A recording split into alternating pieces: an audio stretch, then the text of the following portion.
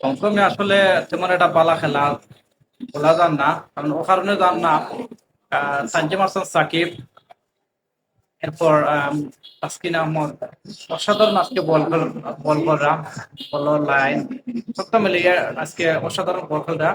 এখন পর্যন্ত আমি দেখতাম পারছি যে 10 ওভারে 2 উইকেট আর 64 রান করছে হংকংয়ে।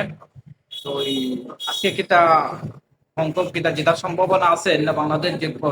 আপনারা প্লিজ জানাইবেন। পার্সেন্ট কারণে দোয়া লাগে যে গত বিশ্বকাপও কিন্তু হংকং বাংলাদেশে হারাইছে।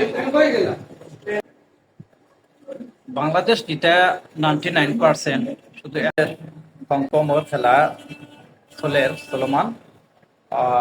হংকংয়ের 10 ওভারে 2 উইকেট হারিয়ে 64 রান করছে।